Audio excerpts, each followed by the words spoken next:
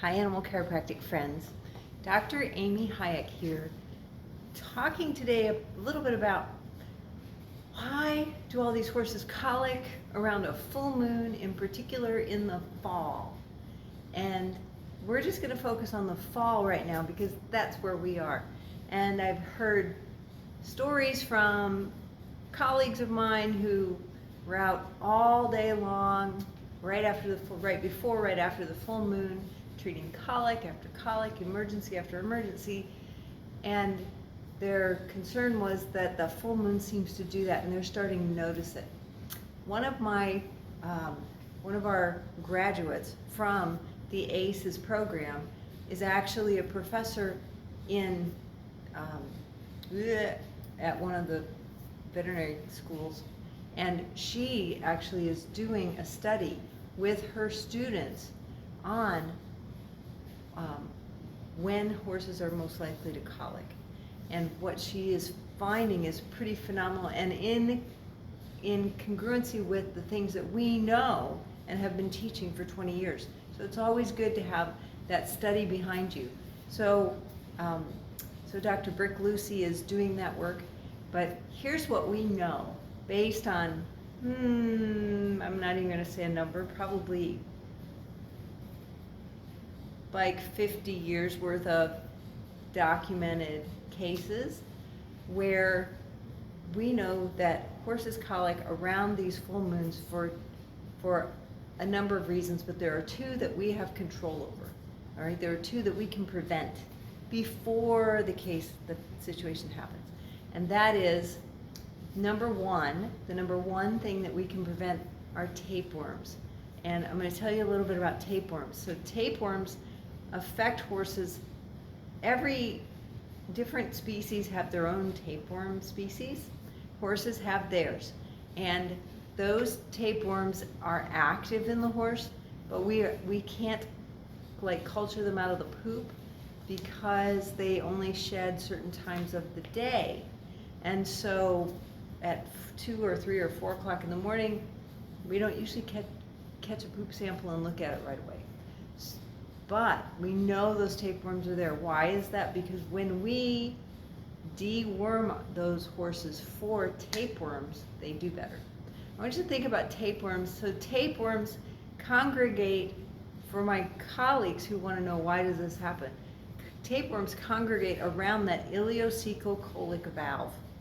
And for those of you who don't know what that is, that's a place in the GI tract of the horse. Think of it like in a restaurant. So if you've ever been to one of those restaurant diners where they have the swinging doors into the kitchen, and maybe they only have one door and it swings in and it swings out, and the waiters are going in the door and out the door, but they can see through the little peephole and no, don't run into the guy who's coming your way. All right, especially the guy with the big tray. So that's the ileocecal colic valve. It's a swinging door and it goes both ways. It allows in food that's digesting to go in, and it also allows food that's been digested to come out. And what happens is that swinging door in that restaurant works great because waiters know to watch for it and to time it.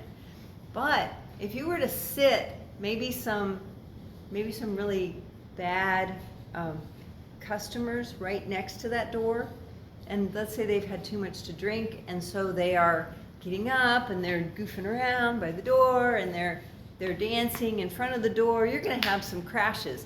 You're going to have some of those waiters lose their whole tray of food because those people are in their way. That's what tapeworms do. They congregate around that in and out valve, and they get more active when we have certain changes in gravitation and water weight. And when does that happen most?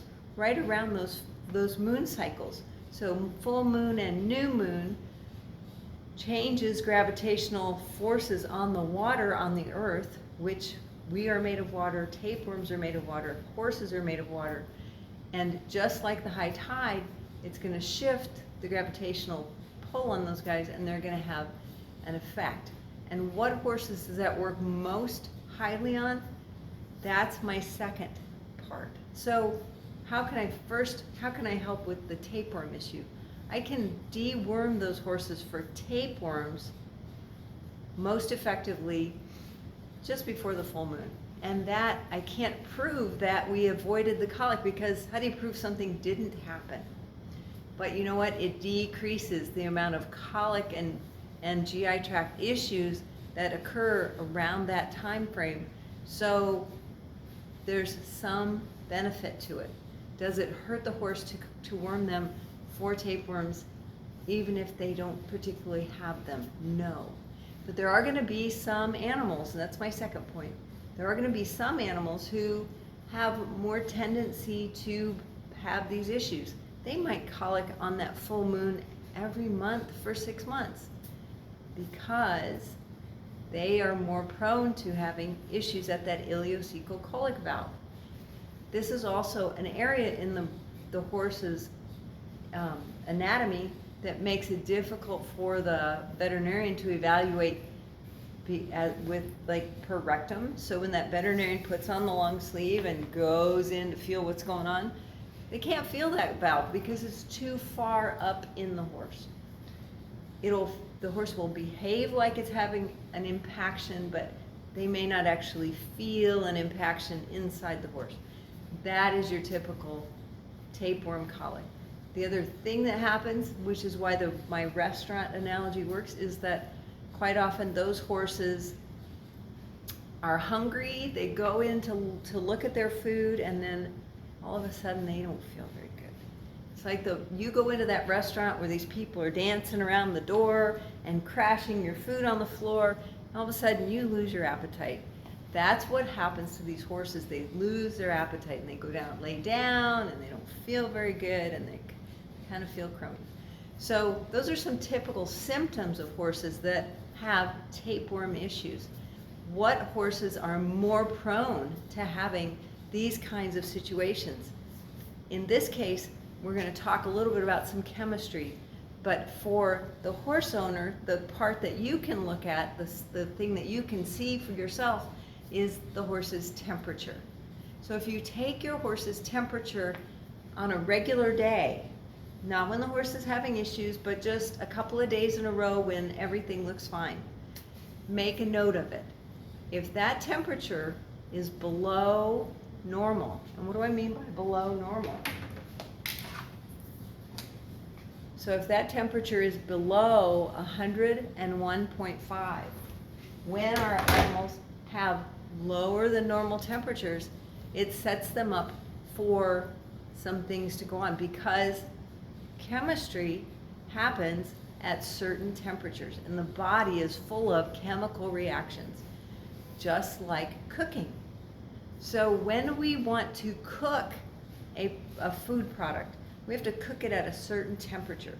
If I take my turkey out of the freezer and throw it right in the oven, and let's say I don't want to cook it right away, so I'm just going to turn it on 150 because that'll help thaw it, and it'll make it really nice. It's thawed slowly, and then I can, keep it in there, and it'll eventually cook. I'm going to have a boatload of bacteria in that turkey. But if I take my turkey out of the freezer, let it thaw in the refrigerator for a little while where it's safe, and then put it in the oven at 300, 400, even 500 degrees, it's going to cook it, it's going to seal in those juices, and it's going to kill the bacteria, because the chemical reactions that happen in the turkey happen at a certain temperature. Same things happen in our horses, in that they need a certain temperature for all their chemical reactions to happen at, and for all their parasites and other bacteria to occur. And what temperature is that? That is 101.5. So we want to make sure that our animals are cooking at 101.5. And if they're not, there are other things, that's a whole nother topic. There are other things we can do to fix those. But in the meantime, what we want to make sure we do is help those animals get through these little windows of time. So we want to worm them for tapeworms before the full moon, because that's going to help them get through that window.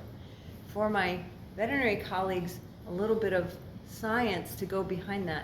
So those animals who are cooking at lower than a normal temperature are not producing and not using enough of their acetylcholine.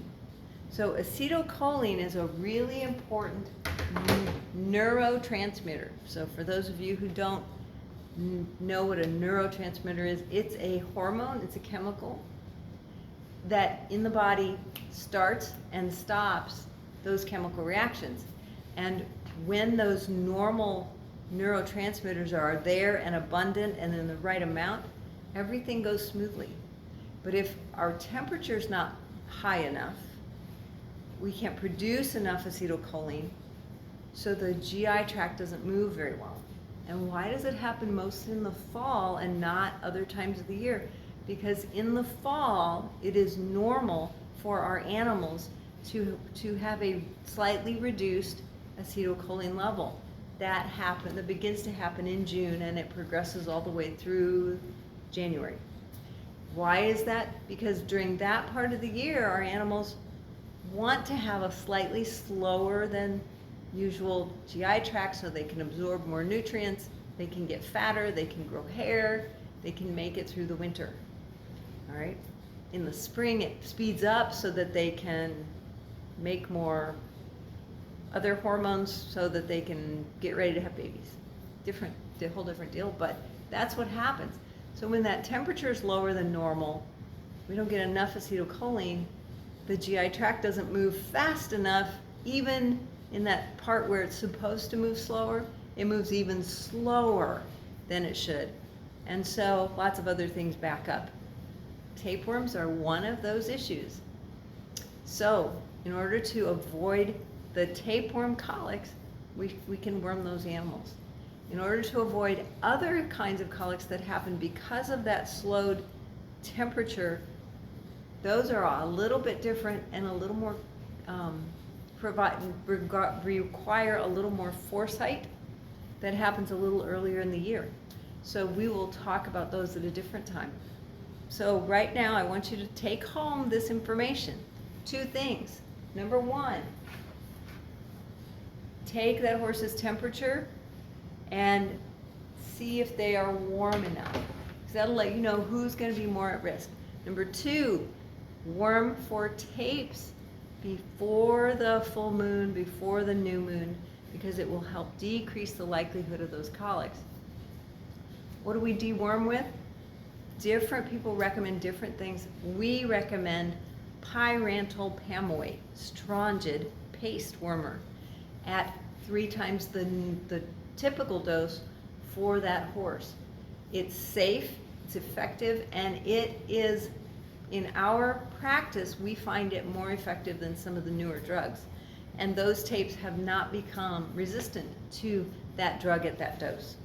So that's what we recommend. There are other tapewormers out there that other people report that they've used, but that is the dose that we recommend because that works best on our patients. Ask your veterinarian if you're unsure, and they will be able to recommend for you the best choice. Thanks for joining me today. This is Dr. Amy Hayek at All Creatures Every Spine, an animal chiropractic education source. And our tip for the day is how to avoid those full moon in the fall colics.